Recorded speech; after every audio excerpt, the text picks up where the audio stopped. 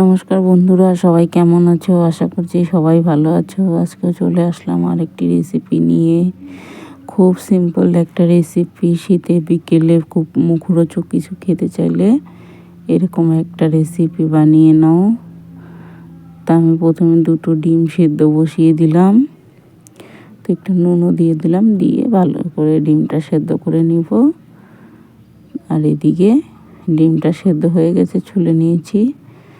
2টো কাঁচা লঙ্কা, কিছুটা পরিমাণ শসা, 1 টুকরো লেবু আর কিছুটা পেঁয়াজ নিয়ে নিয়েছি। তো আমি শসা, পেঁয়াজ আর লঙ্কার মধ্যে লেবুটা দিয়ে দিলাম।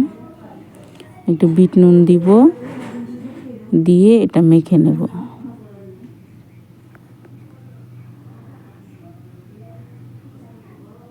তো আমি লেবু না আর একটু দিয়েছি, কারণ এইটুকু লেবু দিলে টক কম হবে, সেজন্য আমি আরেকটু লেবু দিয়েছি, সেটা অফ ক্যামেরায় দিয়েছি।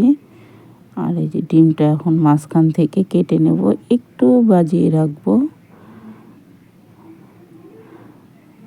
তো আমি এটা কেটে নিলাম, এটা ওইভাবে কেটে নেব মাঝখান থেকে।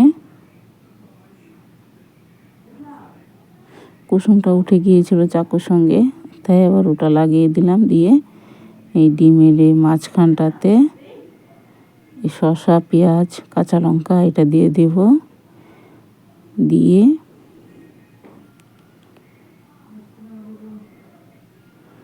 আমি 2টোর মধ্যেই ভরে নিলাম। এইভাবে ভরে নিয়ে একটা প্লেটের মধ্যে রাখলাম। এখন এটার উপরে দিব চিলি সস,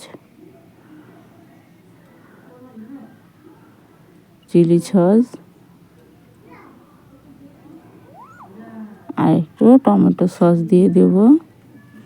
এইটার মধ্যে তেঁতুলের চাটনি দিলেও বেশি মজা লাগে খেতে।